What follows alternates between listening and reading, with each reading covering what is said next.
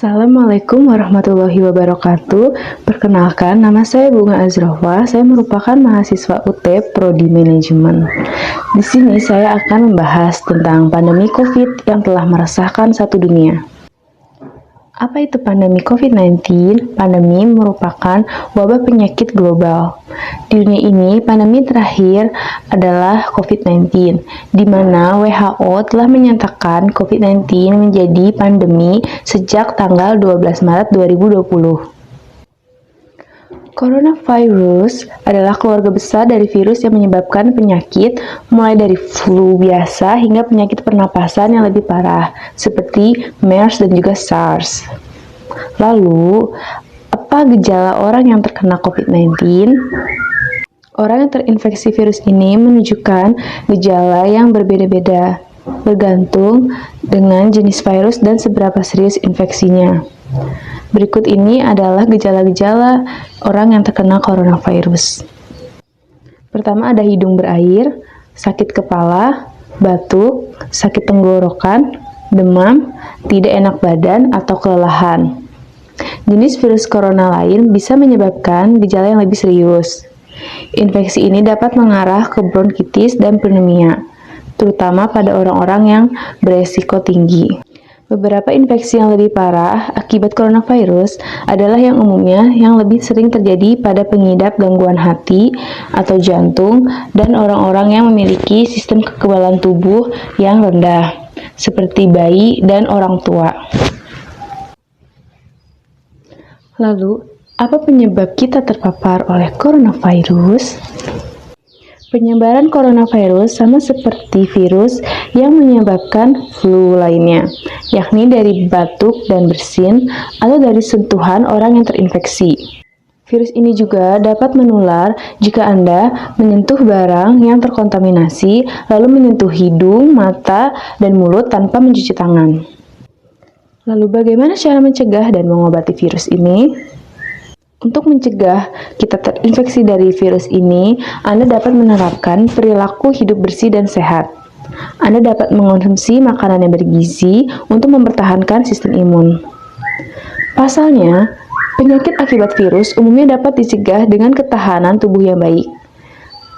Berikut adalah beberapa hal yang dapat Anda lakukan. Yang pertama, mencuci tangan dengan sabun dan air mengalir selama 20 detik. Yang kedua, menggunakan masker saat berpergian keluar rumah atau saat berinteraksi dengan orang lain. Ketiga, hindari menyentuh mulut, hidung, dan mata dengan tangan yang kotor. Lalu hindari kontak dekat dengan orang yang sakit dan bergejala. Terakhir, bersihkan barang yang sering Anda sentuh dengan disinfektan. Seluruh dunia saat ini juga sedang menerapkan social distancing untuk pandemi COVID-19 dengan membatasi aktivitas di luar rumah serta kontak dengan orang lain. Ini adalah cara yang sangat efektif untuk mengurangi risiko penularan dan meratakan kurva pandemi COVID-19. Sebagian besar penyakit akibat virus termasuk COVID-19 ini adalah self-limiting disease. Artinya, penyakit tersebut bisa sembuh dengan sendirinya. Walau demikian, ada hal-hal yang dapat meredakan gejala penyakit akibat coronavirus ini, antara lain, yang pertama, minum obat flu, pereda nyeri, dan demam yang disarankan seperti paracetamol dan ibuprofen. Gunakan pelembab ruangan atau mandi dengan air panas untuk melegakan tenggorokan dan batuk. Jika Anda mengalami sakit ringan, Anda perlu banyak menambah asupan cairan melalui air putih dan makanan berkuah serta bernutrisi. Dan Anda juga harus banyak beristirahat, lalu mengonsumsi vitamin C untuk menjaga daya tahan tubuh. Selain itu, kombinasikan dengan beberapa vitamin dan mineral seperti vitamin A, E, D, serta B kompleks. Selain itu, mineral yang Anda butuhkan seperti selenium, seng atau zinc, dan zat besi. Selenium menjaga kekuatan sel untuk mencegah kerusakan DNA. Lalu seng memicu respon kekebalan tubuh. Selain itu, zat besi membantu penyerapan vitamin C. Apa dampak yang dirasakan oleh orang sekitar dan dunia karena pandemi COVID ini? Dari sekian banyak kerugian yang telah disebabkan oleh musibah pandemi COVID-19, kerugian yang teramat besar adalah terenggutnya nyawa banyak orang, baik di Indonesia maupun di dunia. Sesuai data dari Kemenkes RI, per tanggal 23 Desember 2020 ada sebanyak 685.639 orang yang positif coronavirus dan yang sembuh ada 558.703 orang. Pasien meninggal sebanyak 20.408 orang.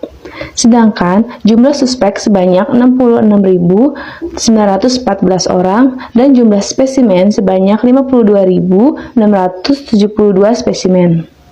Sementara itu, sesuai data WHO per 23 Desember 2020, untuk seluruh dunia pasien terkonfirmasi kasus COVID sebanyak 76.382.044 orang, termasuk pasien meninggal sebanyak 1.702.128 orang.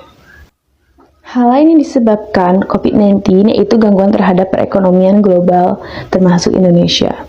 Penurunan pertumbuhan ekonomi bahkan mencapai nilai negatif.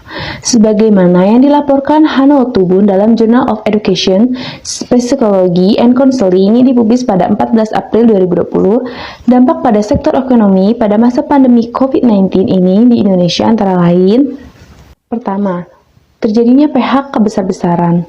Hasil data yang didapat itu kurang lebih 1,5 juta pekerja dirumahkan dan terkena PHK, yang mana 90% pekerja dirumahkan dan pekerja yang di PHK sebesar 10%. Hal ini tentu sangat banyak, bukan? Kedua, terjadinya penurunan PMI Manufacturing Indonesia mencapai 45,3% pada Maret 2020. Ketiga, terjadinya penurunan impor sebesar 3,7% pada triwulan 1. Keempat, terjadinya inflasi yang telah mencapai pada angka 2,96%. Kelima, terjadinya pembatalan penerbangan yang mengakibatkan penurunan pendapatan di sektor tersebut. Kerugian yang dirasakan mencapai 207 miliar rupiah. Batalnya penerbangan tersebut sebanyak 12.703 penerbangan pada 15 bandara pada bulan Januari sampai Maret 2020. Keenam, telah terjadi penurunan penempatan atau okupansi hingga mencapai 50% pada 6.000 hotel. Hal tersebut bisa mengakibatkan kehilangan devisa dari sektor pariwisata.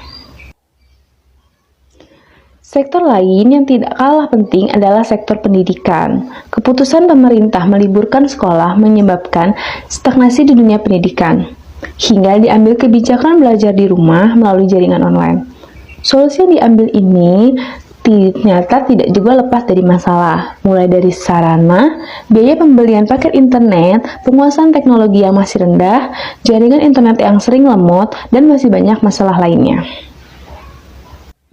Sekian presentasi yang dapat saya sajikan, kurang lebihnya mohon dimaafkan. Terima kasih. Wassalamualaikum warahmatullahi wabarakatuh.